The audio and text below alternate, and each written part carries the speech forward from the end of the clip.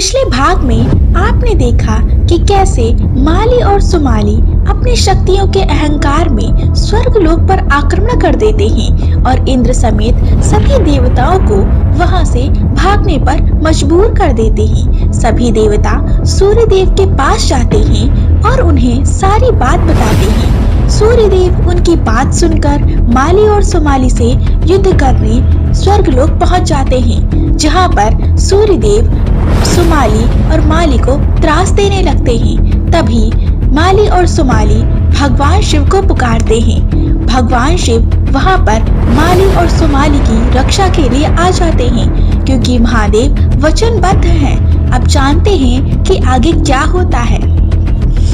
माली और सुमाली महादेव से कहते हैं कि हे महादेव, आपने हमें वचन दिया था यदि हम दोनों पर संकट आ जाए तो आप सदैव हमारी रक्षा करेंगे। प्रभु, इससे पहले कि सूर्यदेव हमारा वध करें, आप ही सूर्यदेव का अंत कर दीजिए।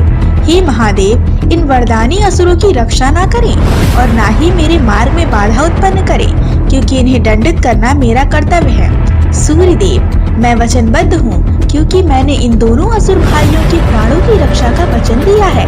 हे प्रभु, यह आपकी कैसी वचनबद्धता है और यह कैसे?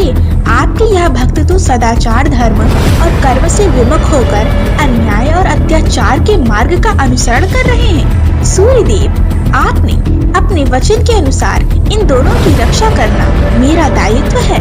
प्रभु, इन दोनों के द्वारा पीड़ित देवगण मेरी शरण में आए हैं, अतः इन दोनों को दंडित करना मेरा अंतिम उद्देश्य है।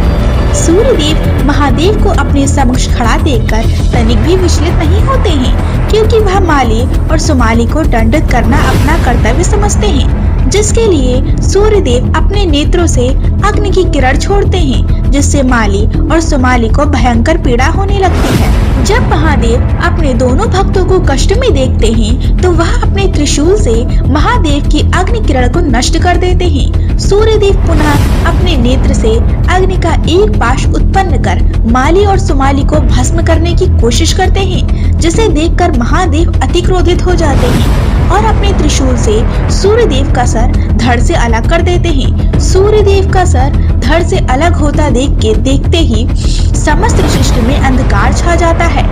जब ऋषि कश्यप को यह सब ज्ञात होता है तो ऋषि कश्यप वहां पहुंच जाते हैं और अपने पुत्र मोह में सूर्यदेव के मृत देह के निकट बैठकर शोक करने लगते हैं और महादेव से याचना करने लगते हैं कि वह सूर्यदेव को प्राण दान दे दें, परंतु महादेव कश्यप ऋषि का शोक निवारण नहीं करते।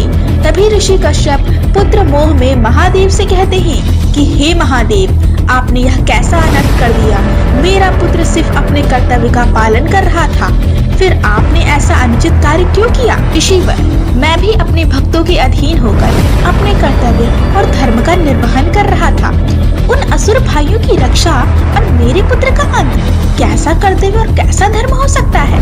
महादेव, आप मेरे पुत्र के मृत्यु के दोषी हैं, इसलिए मैं आपको श्राप देता हूँ कि एक दिन आप भी क्रोध के वशीभूत होकर स्वयं अपने पुत्र का सर धड़ से अलग कर देंगे।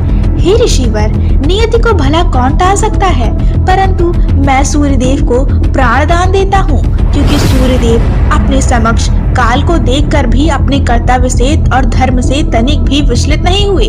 ऋषि कश्यप ने महादेव को इतना भयंकर श्राप दिया, किंतु क्षमाशील और घोर कृपा निधान महादेव ने सूर्यदेव को प्राण दान दिया, जिसके कारण सूर्यदेव ने जीवन दान पाकर सृष्टि को पुनः अपने तेज से तेजोमय कर दिया। वही ऋषि कश्यप के श्राप के कारण कालांतर में महादेव के हाथों बाल गणेश का सर धड़ से अलग हो जाता है, जिसके फलस्वरूप उनके धड़ पर गजामुख से जीवन दान मिला। आपको यह कथा कैसी लगी? आप अपनी राय हमें कमेंट में जरूर बताएं।